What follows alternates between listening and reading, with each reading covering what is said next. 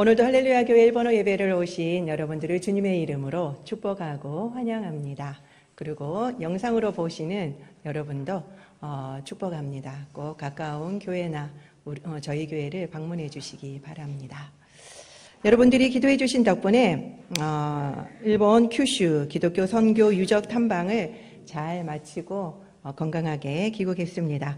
이번에는 저희 팀이 목사님들 그리고 또 장로님들, 선교사님들 그 가정으로 이루어진 그룹이었어요. 그래서 저희 교회에서는 저랑 지옥형 권사님 그리고 또 권은숙 권사님 이렇게 3명이 참여를 했는데요.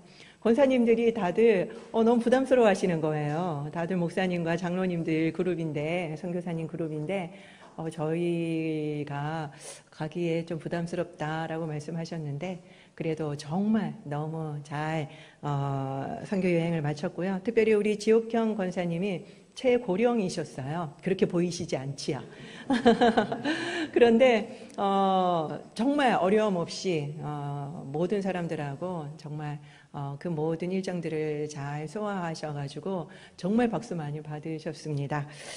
3박 4일간 매일 새로운 시를 가야 했었어요. 저희가 큐시라고 하는 이 큰 곳에서 여러 시를 다니다 보니까 매일 새로운 호텔에 들어가서 짐 풀고 아침에는 다시 짐 싸고 또 돌아다니다가 저녁 되면 또 새로운 곳에 가서 짐 풀고 짐 싸고 이걸 계속 반복해야만 했었거든요. 그래서 많이 아예 짐을 풀 생각을 안 했죠. 저희들은 그 필요한 것만 쓰고 그대로 놔두고 그랬는데 그랬기 때문에 더 많은 곳들을 우리가 볼 수 있었었고 그리고 또 많은 경험을 할 수 있었었던 것 같습니다. 그리고 특별히 저희는 유적지만 간 것이 아니라 거기 일본 교회도 방문을 해서 일본 목사님들을 통해서 강의를 들었거든요. 너무너무 유익했어요. 그래서 우리 교회 일본어 예배 성도님들이 이 강의를 다 같이 들었으면 좋을 텐데 라는 생각을 저희 모두가 했었습니다. 그리고 정말 하드 트레이닝을 시키더라고요. 좀 그 버스를 타고 이동하는 동안에는 좀 가만히 놔두면 좋겠는데 잠시도 쉬지 않게 하고요. 일본 역사 공부, 그 다음에 일본 선교 역사 공부 정말 한 번도 쉰 적이 없어요. 그 버스 안에서도 몰래 졸았는 거 외에는 저희는 정말 쉰 적이 없습니다. 그래서 3박 4일이었지만 정말 알차게 여행을 하고 돌아왔습니다. 지금까지 우리 권은숙 권사님은 많은 여행을 다녀오셨는데도 그 중에 제일 좋았다라고 말씀을 하시더라고요. 정말 이번에 지옥현 권사님은 일본 여행이 처음이래요. 그런데 이렇게 좋은 여행을 갔다 오셔서 제가 정말 선택받은 분이라고 그렇게 말씀을 드렸는데 아무튼 그만큼 좋았었습니다. 그래서 여러분들이 다음에 저희 교회에서 이것을 열 때 꼭 참석해 주셨으면 좋겠습니다. 저희가 이번에 갔던 것도 저희 교회에서 이거를 열 생각으로 갔던 거였거든요. 그래서 이거를 해야 되겠다라고 더욱더 확신을 가지게 됐고 여러 군데로 일본 영역을 나눠서 저희가 이런 역사 탐방을 만들 계획입니다. 그래서 저희가 먼저 일본을 알고 일본인을 알아야지만 우리가 선교를 제대로 할 수 있다라고 하는 생각에 맞춰서 그렇게 하려고요. 그래서 여러분들이 다음에 시간을 꼭 내셔서 구별하셔서 참석을 해주시기를 부탁을 드립니다. 저희는 이번에 일본의 최남단 큐슈를 다녀왔습니다. 제가 예전에 보여드린 일본 지도를 한번 다시 볼까요? 지도를 본 거는 같은데 전혀 기억이 안 나실지도 모르겠습니다. 일본은 요렇게롬 생겼습니다. 길다랗게 생겼죠. 제 오른쪽 위에 홋카이도, 북해도라고 합니다. 라고 하고 그 다음에 노란색으로 되어 있는 데가 혼슈, 바로 일본 본토를 말하죠. 그리고 왼쪽 밑에 조그맣게 있는 것이 시코쿠, 사국이라고 한자로 되어 있어서 시코쿠라고 합니다. 그 밑에 있는 것이 바로 이번에 저희가 간 큐슈입니다. 두 번째 슬라이드를 보면요. 한자도 다 나와 있기 때문에 더 보기가 편하실 겁니다. 혼슈는 이렇게 여러 개로 나누어져 있어요. 그래서 일부러 제가 첫 번째 슬라이드를 보여드렸는데 여기에 큐슈를 보시면 한자가 뭐로 되어 있습니까? 9구자가 있죠. 그러니까 9개의 주로 이루어진 곳이다라고 해서 큐슈라고 하는 겁니다. 그런데 지금은 7개의 현으로 이루어져 있어요. 옛날에는 9개의 율령국으로 되어 있었다고 합니다. 그래서 처음에 큐슈라고 불렀기 때문에 지금도 큐슈라고 부르고 있는 겁니다. 저희는 지금 어떻게 다녀왔는지 보기 전에 큐슈를 보면요. 파란색으로 되어 있는 슬라이드를 보시면 지금 이렇게 7개의 현으로 나뉘어져 있는데 제일 위에 후쿠오카현, 후쿠오카현에서 그 다음에 그 사가현, 그 다음에 나가사키현, 그 다음에 쿠마모토현 이렇게 왼쪽 위에 부분을 저희가 다녀왔습니다. 그래서 그 부분을 좀 아시도록 제가 큐슈 전체 지도를 보여드리고요. 그 다음에 저희가 다녀왔던 데를 구글 맵으로 다시 캡처를 해서 조금 더 자세하게 설명을 드리도록 하겠습니다. 잘 안 보이시죠? 제일 위쪽에 보면 이제 후쿠오카 공항이 있습니다. 제일 위쪽에 후쿠오카 공항이 있고요. 지금 이 후쿠오카는 일본인들이 한국에 오기가 더 가깝다고 합니다. 부산에 오사카에 가는 것보다 한국의 부산에 오는 것이 더 가깝다고 하고 그 다음에 도쿄에 가는 것보다 한국에 오는 것이 더 가깝다고 할 정도로 거리로는 한국과 아주 가까이 있는 곳입니다. 그래서 후쿠오카에는 한국 분들이 정말 많이 살고 계시죠. 여기 후쿠오카 공항에서 저희는 우레시노라는 데로 왔고요. 이 우레시노라고 하는 데는 도자기가 아주 유명한 곳이고 온천이 너무 유명합니다. 그래서 실제로 온천을 해보니까요. 정말 쭈루쭈루해지더라고요. 너무너무 좋아요. 그래서 여기 온천은 진짜 소문대로 좋구나라는 것을 경험했고요. 그 다음에 이동해서 저희는 나가사키 짬뽕만 제가 여태까지 알았는데 정말 나가사키 짬뽕 이번에 먹어봤거든요. 진짜 맛있습니다. 와 진짜 맛있습니다. 말이 필요 없습니다. 여기 가서 꼭 나가사키 짬뽕을 한번 드셔보셨으면 좋겠고 여기에서 정말 그 유명한 26성인 순교기념관 정말 유명하죠. 거기에 저희가 갔다 왔고 그 다음에 침묵, 사일런스 이거를 만드신 엔도 슈샤크 기념관을 저희가 다녀왔습니다. 그리고 여기에서 저희가 운젠이라는 데를 갔는데요.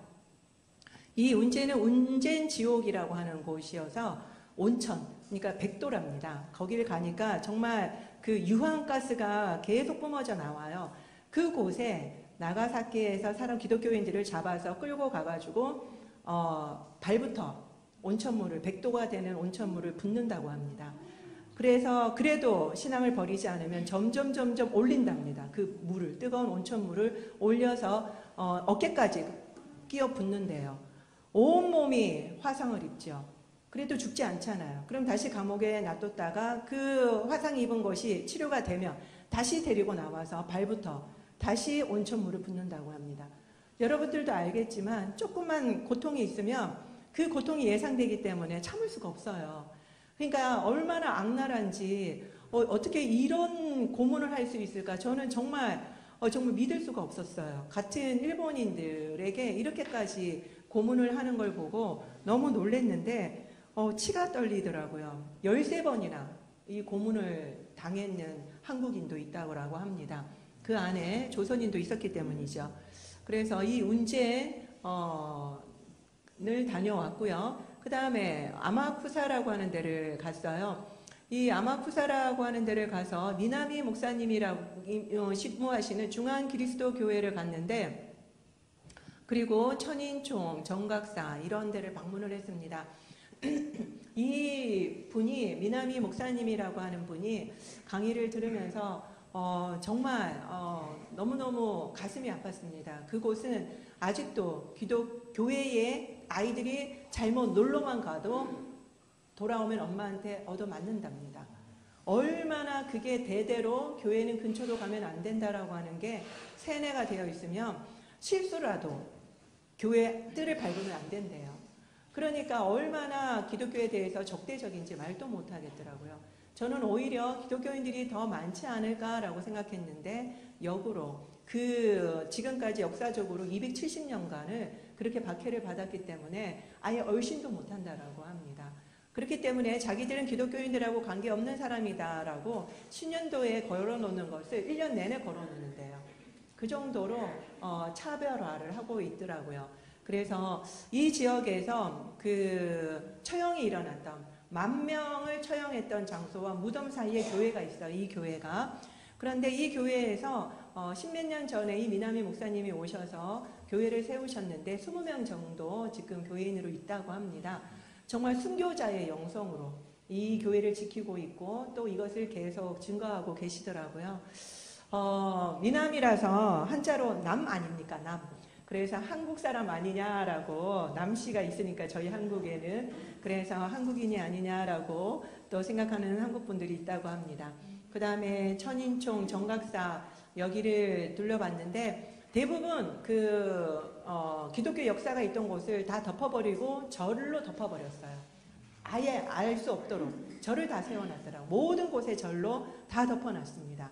그래서 이거를 수리하려다가 밑에 그 유적이 발견이 되니까 바로 시멘트로 발라버린답니다. 못 찾도록. 그 정도로 심하게 기독교 문화를 덮으려고 하는 곳이었습니다. 이 아마쿠사를 지나서 그 다음에 저희가 쿠마모토에 가게 됐는데, 쿠마모토가 바로 이 큐슈가 서방 사람들이 접근하기가 가장 좋은 곳이었어요. 그래서 기독교가 제일 빨리 전해졌습니다. 그렇기 때문에 기독교인들도 제일 많아서 여기에 나가사키에서 이렇게 26인 성인이 순교를 한 이유도 교토에서 잡아가지고 한 달 동안 걸려서 여기까지 와가지고 순교를 하게끔 십자가에 못을 받고 창으로 찔렀다고 합니다. 그래서 똑같이 예수님이 당하는 것들을 너희들도 당해봐라. 그런데 거기에는 아이도 3명이나 있었었고요. 그 다음에 그 프로토칼 신부님 뿐만 아니라 성도님들이 있었는데 원래는 24명이었대요. 그런데 교토에서 걸어오는 동안에 2명이 나도 기독교인입니다. 나도 죽여주십시오 라고 같이 둘이 합류를 하는 바람에 26명이 되었다고 합니다. 그래서 그 제일 나이 어린애가 13살이었는데 너무너무 가슴이 아프니까 네가 그냥 부인해라. 그럼 우리가 살려주겠다. 그랬는데 그 아이가 도착하자마자 내가 질 십자가는 어디에 있습니까? 라고 묻고 당당하게 십자가에 졌다라고 하더라고요. 정말 이들의 신앙이 얼마나 숭고한지 이야기를 들으면요. 저희라면 그럴 수 있을까? 저는 솔직하게 자신 없더라고요. 그 운젠의 그 온천물을 정말 이 손가락 하나에만 살짝 뒤어도 저는 정말 안 믿는다고 할 것 같더라고요. 그 정도로 100도가 되는 물을 계속 끼얹는데도 그 신앙을 버리지 않고, 이야기를 들어보니까 기독교인의 그 신분이, 일본에서는 신분 제도가 있어서 기독교인은 동물 미치였다고 합니다. 그래서 막 죽여도 된다고. 우리가 동물을 잡아먹잖아요. 그런 것처럼 이 손가락 3개를, 중간 3개를 다 잘랐대요. 너희는 동물이다. 인간이 아니다. 그렇게 손가락을 다 자르는데도, 그리고는 묶어가지고 무거운 거를 묶어가지고 수장시켜서 죽였대요. 그런데도 2 손을 번쩍 들고, 이 피가 철철 흐르는 2 손을 번쩍 들고 하나님을 찬양하면서 죽어갔다고 합니다.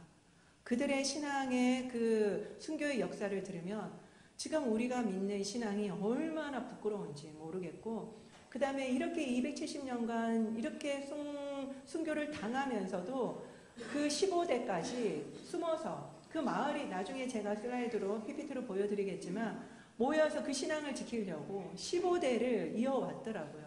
정말 산골이에요. 산골에 그들이 모여가지고 그 신앙을 지키겠다고 모여있고 15대를 이어서 왔는데, 150년이 지나서 이제는 더 이상 기독교가 없을 거다. 이제 새로 요코하마항으로 선교사님들이 들어왔을 때 없을 거다라고 생각했을 때 1~2명씩 다 나와서 내가 기독교인이라고 세례달라고 그렇게 하는 사람들이 와가지고 너무너무 놀랐다는 겁니다. 이렇게까지 150년간을 숨어서 그들이 신앙을 지켰고, 그 이후에도 그들은 지금까지도 신앙을 지키고 있더라고요. 그렇게 핍박 가운데서도. 지금 교회에 뜰에 간다고 맞는 나라가 어디 있습니까? 일본은 신앙의 종교의 자유화가 있는 나라예요. 그럼에도 불구하고 자유가 없더라고요. 믿으면 안 되는 나라였습니다. 그곳에서 그렇게 핍박을 받으면서 차별받으면서 그런 대우를 받으면서도 지금 신앙을 가지고 있고 지키고 있는 분이 일본 크리스찬이었습니다. 그래서 저는 아까도 말씀드린 것처럼 정말 0.4% 4%, 1%가 안 된다라고 해서 저희는 너무 마음 아파했지만 이거는 놀라운 그 프로다, 확률이다. 어떻게 이분들이 이 고난 가운데 이만큼 신앙을 지킬 수 있었을까? 우리라면 가능했었을까? 저는 일본인이었기 때문에 이것이 더 가능하지 않았는가? 너무너무 가슴이 아프고 그들이 이 정도라도 신앙을 지켜준 게 너무나도 숭고하게 느껴지더라고요. 그래서 지금까지 신앙이 없다라고 생각했던 그 생각이 바뀌었고, 그 다음에 이 정도이니까 기독교인들이 될 수가 없는 거예요. 일본인들이. 어떻게 이렇게까지 270년간 박해를 받고 근처도 가지 말라라고 세뇌를 받고 엄마들이 거기는 가면 안 돼라고 얼마나 세뇌를 시켰겠어요. 그런데 지금도 신앙을 가지고 있는 겁니다.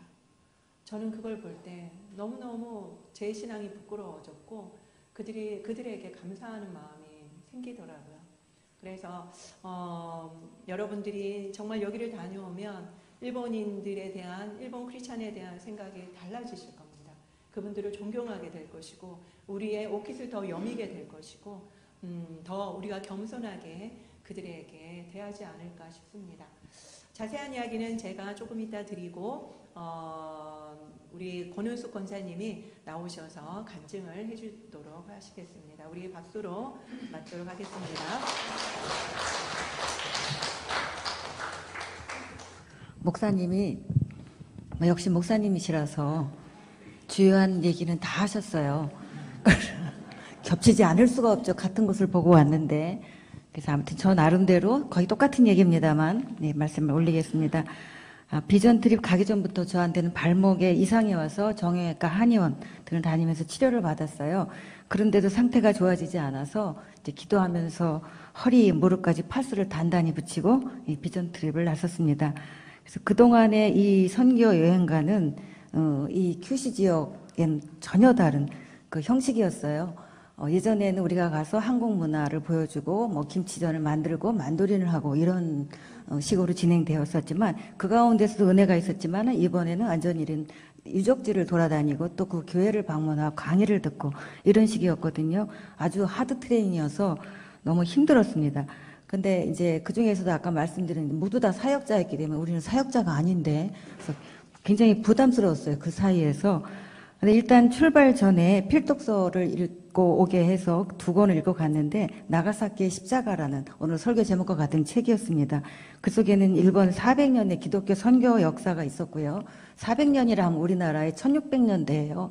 감히 뭐 우리는 상상도 안 되는 그 시기에 1589년에 이미 저 밑에 아까 본 일본 지도에 사실 제일 밑에 가고시마라는 곳보다 그 밑에 다네가시마라고 일본의 그 지금 위성을 쏘아 올리는 그 섬입니다.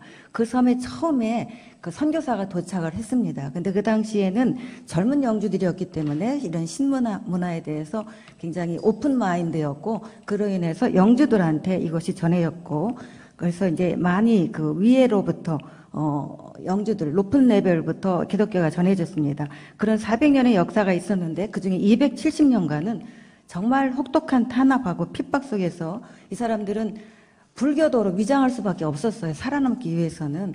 그래서 저희가 가서 본 전시관에 이렇게 그 우리가 알고 있는 미륵 방가 사유상을 예수님이라고 생각하면서 위장하면서 있었습니다. 그런 거를 이제 각고의 신자라고 얘기를 한다고 그래요. 위장 신자라는 뜻이에요. 이 상태를 그렇게 오랜 동안 유지할 수 있었던 것이 과연 일본인이다라는 지금 이제 말씀인 것 같아요. 그래서 이 이야기를 읽고서 굉장히 거룩한 부담감을 느꼈고요. 또 하나는 기대를 많이 갖게 됐습니다. 아까 말씀드린 대로 손가락이 절단된 이런 잔인한 고문을 받은 후에 돌로 묶여서 차가운 바닷물에 수장될 때도 어린 나이였어요. 10몇 살이라고 제가 알고 있었는데 이렇게 피범벅이 된 손을 양손을 번쩍 들고 하나님께 영광을 돌린다고 외치며 순교했다라는 걸 들을 때는 정말 눈물이 나가지고 어떻게 할 수가 없었어요. 나름 저는 예전에 대학교에서 일본인과의 커뮤니케이션을 위한 일본 역사 문화에 대한 강의를 했었어요. 그래서 저는 나름대로 아마 나는 이해하기 쉬울 거다라는 이런 자만심이 있었는데 이번에 가서 이런 선교 역사를 통해서 알게 된 일본인은 전혀 다른 모습이었습니다. 그동안 일본 예배에 봉사하면서 왜 일본은 복음질이 저조할까? 또 어떻게 선교하면 좋을까라는 의문들이 있었습니다.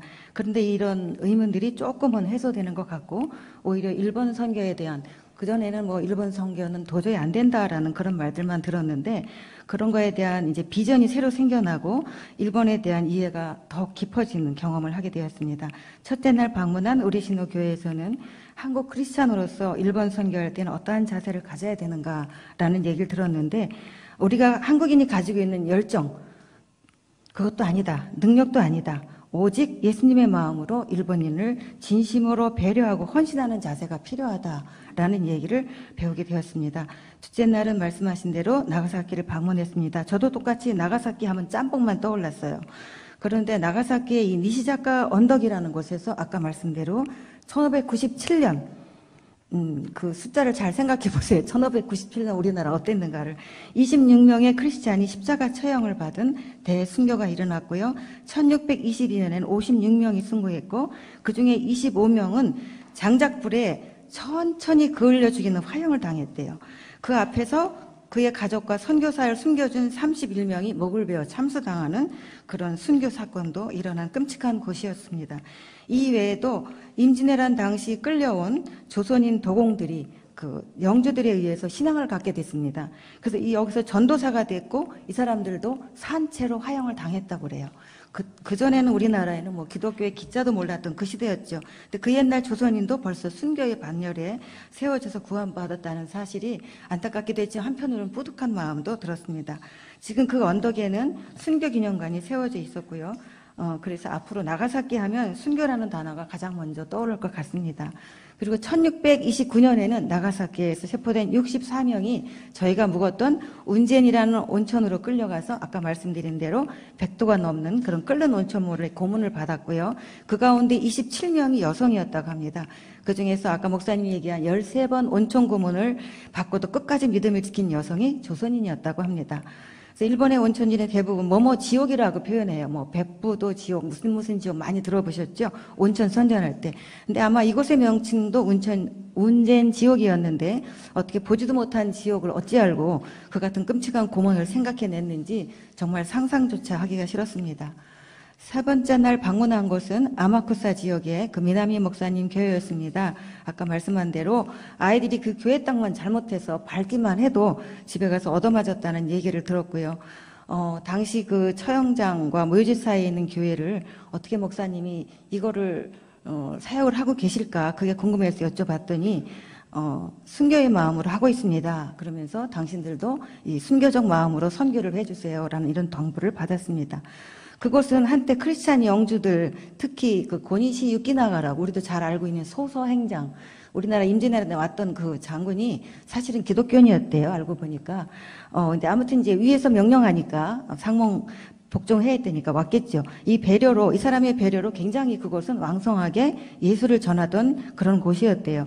아이러니하게도 지금은 아까 말씀대로 정각사라는 아주 큰 절이 세워져서 은폐되어 있었어요. 이렇게 절이 큰가 했더니 그것이 바로 아까 얘기한 고니시 유키나가라는 그 영주가 배려해서 가장 좋은 땅, 가장 좋게 넓은 데를 기독교를 전수할 수 있는 그 장소로 원래는 했었던 곳이래요. 그래서 그걸 은폐하다 보니까 절도 이제 크게 지어가지고 다 덮은 거예요. 그래서 아까 말씀한 대로 그 후대에 공사를 하다가 우연히 크리스찬 유적이 발견됐지만 이제 어쩔 수가 없으니까 지금은 굉장한 유물로 보존을 하고 있었는데 그곳에는 지금은 이제 유산으로 보존을 합니다만 더 많이 나올까봐 빨리 시멘트로 다 발라버렸다고 합니다. 그래서 더 파면 팔수록 계속 유적이 나오는데 이제 그게 더 싫은 거죠. 이 사람들은. 그곳에는 이제 처형당한 곳에는 혼을 달래는 공양비도 세워져 있었어요.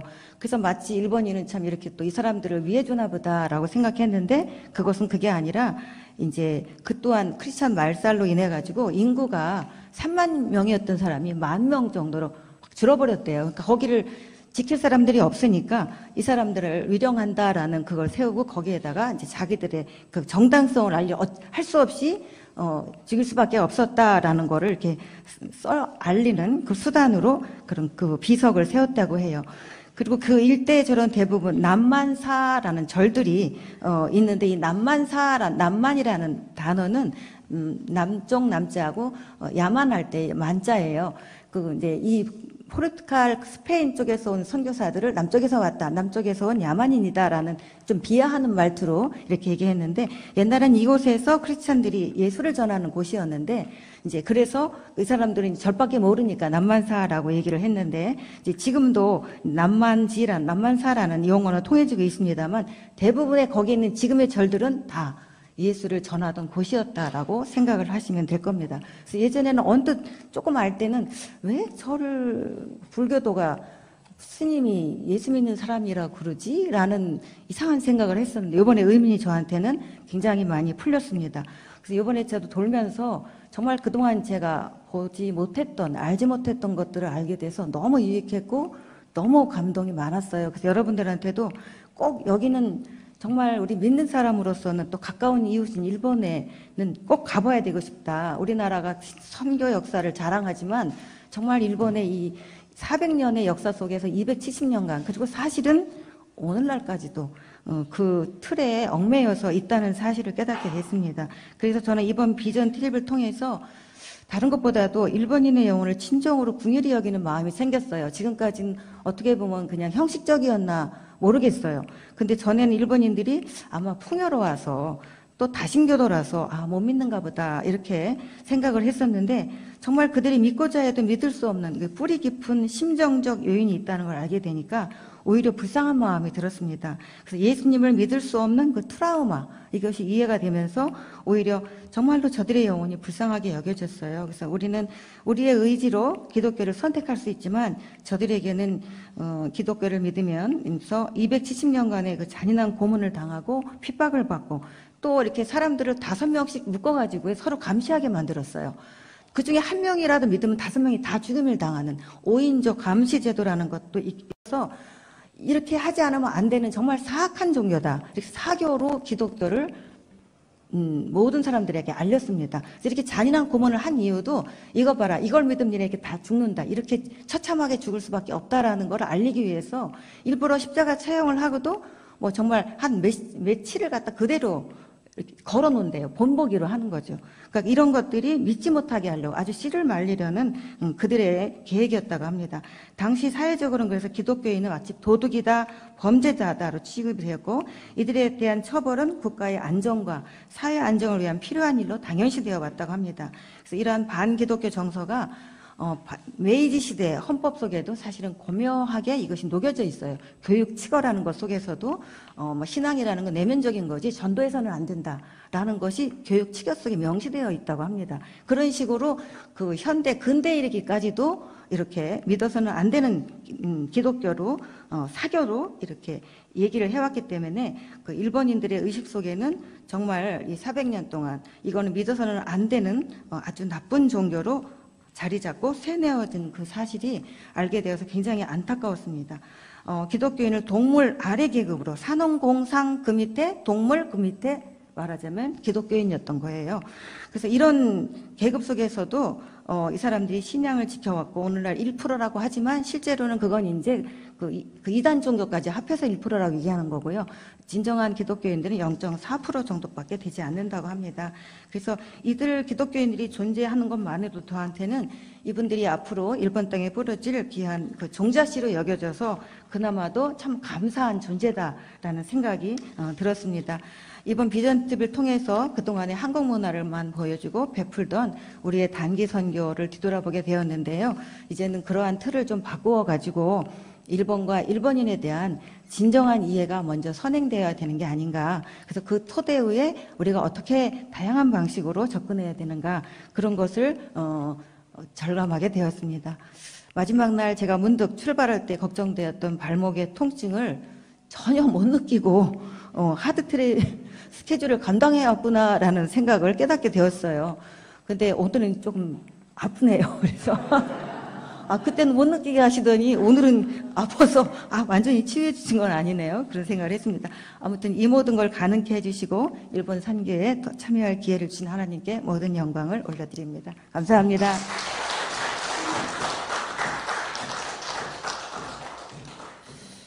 네, 감사합니다. 벌써 시간이 다 됐네요. 일단 제가 준비한 거는 그러면은 다음 주에 제가 PPT하고 다 준비를 했는데 지금 이거를 열면은 시간이 너무 오버될 것 같아서 다음 주에 나눠드리도록 하겠습니다. 오늘 권은숙 권사님이 또 일본어를 전공하셨고 또 일본에서 유학하셨고 그 역사와 전통을 또 가르쳤던 교수님으로서 너무 잘 저희들에게 설명해 주신 것 같습니다. 오히려 더 저의 설교보다 더 유익했던 것 같고요. 제 이야기는 이어서 다음 주에 구체적으로 PPT를 보면서 말씀을 드리도록 하겠습니다.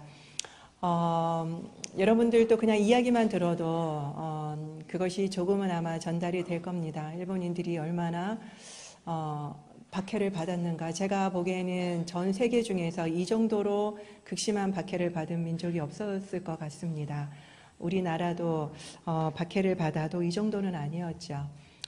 그 정도로 끔찍한 박해 가운데서도 신앙을 지키고 숨어서 아까도 말씀하셨지만 방가사유상 조그만 요만한 방가사유상이 있는 거예요. 그래서 이게 뭔가 했더니 자기가 불교 신자인 것처럼 속이려고 그것을 세워놓고 야세타 예수사마, 그러니까 바짝 마른 예수님이라고 부르면서 예수님을 생각하면서 기도했대요.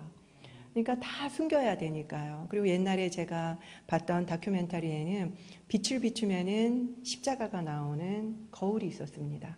그렇게까지 힘들게 신앙을 지켰던 일본 기독교인들입니다.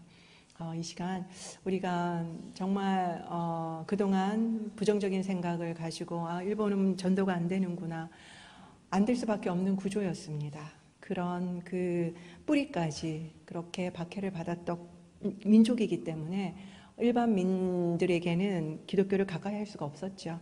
이런 생각들이 깨어지도록, 그리고 복음이 편만하게 증거되어지고 정말 그 믿음을 지켰던 그들이 정말 더 신앙을 증거하는, 전도하는 자들이 될 수 있도록 우리가 그것을 목도하는 자들이 되게 해달라고 함께 기도하고, 이 어려운 그 땅, 척박한 땅에서도 복음을 증거하는 목사님들, 전도서가 있는데 전도할 목회자가 없다고 목회자 좀 보내달래요. 그런 것처럼 우리가 갔으면 좋겠습니다. 여기에서 놀지 말고 우리가 갔으면 좋겠습니다. 우리가 지금은 당장 못 가더라도 기도는 할 수 있지 않겠습니까? 그 목사님이 제발 기도해달라고 부탁하셨습니다. 이 시간 일본 땅을 위해서 함께 기도합시다. 그리고 선교사님들, 그리고 또